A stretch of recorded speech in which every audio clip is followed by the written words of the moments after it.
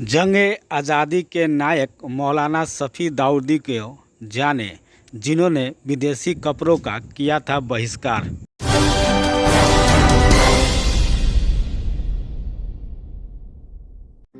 जरा याद करो कुर्बानी। आज पूरा देश आज़ादी का अमृत महोत्सव मना रहा है। देशवासी आज़ादी की 75वीं वर्षगांठ पर तिरंगा महोत्सव मना रहे हैं। हमारा फर्ज बनता है कि इस आज़ादी पर हम फ्रीडम फाइटर को भी याद करें।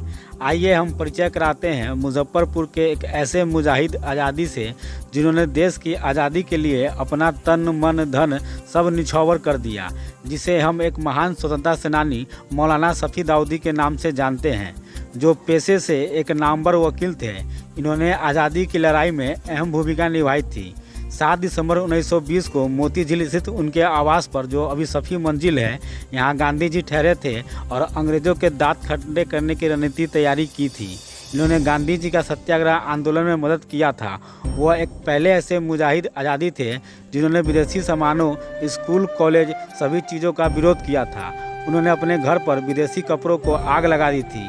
अंग्रेज़ों से बगावत करने के जुर्म में अंग्रेजी फौजियों ने इन्हें गिरफ्तार कर जेल भेज दिया था। मौलाना शफ़ी दाऊदी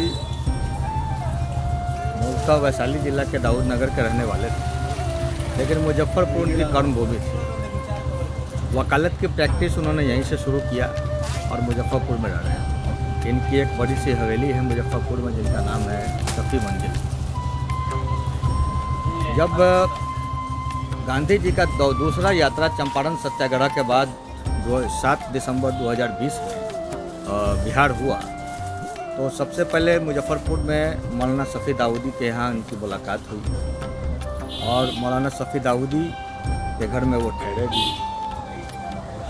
उसके बाद ये कांग्रेस ज्वाइन उन्होंने पहले ही कर चुके थे और मुजफ्फरपुर का जो उनका राजनीतिक कांग्रेस का आज़ादी का जो संग्राम का जो इतिहास रहा है, वो 1917 से 20 के बाद ये शुरुआती इतिहास है, जिस इतिहास के ये जनक है मुजफ्फरपुर के। इनके साथियों में राम दयालु सिंह, जनकधारी बाबू और डॉक्टर राजेंद्र प्रसाद और मौलाना मजरूल हक, ये लोग समकालीन उनके ज़माने के थे।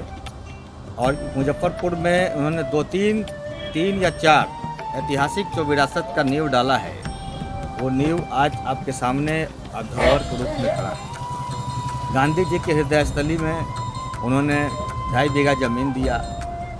तिलक मैदान का और कांग्रेस की स्थापना, ये फर्स्ट डिस्ट्रिक्ट प्रेसिडेंट मुजफ्फरपुर इकाई के, मुजफ्फरपुर कांग्रेस इकाई के रहे। जिला में मुजफ्फरपुर का कार्यालय इन्हीं के ज़माने में कांग्रेस का खुला था।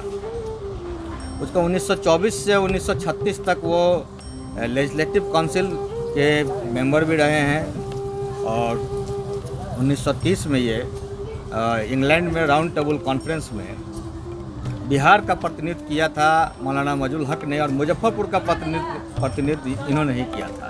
जिस टाइम में मौलाना मोहम्मद अली जौहर, गांधी जी और अल्लामा इकबाल, बहुत सारे कांग्रेस के साथी वहाँ इंग्लैंड में थे। और इंग्लैंड में राउंड टेबल कॉन्फ्रेंस के आने के बाद यहाँ सिविल नाफरमानी मूवमेंट जो हुआ, जो असहयोग आंदोलन, इसमें गांधी जी पुनः यहाँ आए और इनके यहाँ सबसे पहले विदेशी पतलून इनके घर में ही जलाया गया था और बाइकाट किया था मुजफ्फरपुर में। और मुजफ्फरपुर के अंदर जो आज़ादी का जो संग्राम और आज़ादी अंग्रेज़ों के विरुद्ध जो बिगुल फूकने का जो माहौल बना, और जिस हिसाब से मुजफ्फरपुर का जो स्वतंत्रता का संग्राम का जो ये कहानी रची, शुरुआत हुई, उसमें बहुत बड़ा इनका योगदान रहा है। एक लीडिंग मैन रहे हैं मुजफ्फरपुर और वैशाली जिला के। इनका पारिवारिक इतिहास भी बड़ा गौरवमय रहा है। इनके खुद अपने भतीजे कर्नल महबूब, जो आज़ाद हिंद फौज के लेफ्टिनेंट कर्नल थे, सुभाष चंद्र बोस के, और सिंगापुर में उन्होंने कर्नल ज्वाइन किया और सिंगापुर से वहाँ INA का जो है लीडिंग रोल अदा किया, जो पूरे देश में वर्ल्ड वार के टाइम से लेकर और 42-43 तक उन्होंने इनको आज़ाद हिंद फौज का कमांड संभाला। तो ये एक मुजफ्फरपुर के लिए बहुत ही गौरव की बात है और ये एक धरोहर यहाँ का, और वैशाली दाऊद नगर के रहने वाले मुजफ्फरपुर के धरोहर, इनका एक अलग पहचान इस शहर में है, इस जिला में है। और स्वतंत्रता संग्राम के अग्रणियों में इनका नाम कांग्रेस में और कांग्रेस के पार्टी के योगदान में तो बहुत बड़ा इनका एक चाहे तो किताब ही लिखी हुई है और इनके ऊपर पूरी जीवनी है। संक्षिप्त रूप में यही कहेंगे कि कांग्रेस को भी मुजफ्फरपुर में एक मजबूती देने वाला आदमी ये पहला आदमी है, उसके बाद ही कांग्रेस का यहाँ निकला। मोहम्मद इश्तियाक, सामाजिक कार्यकर्ता, मुजफ्फरपुर।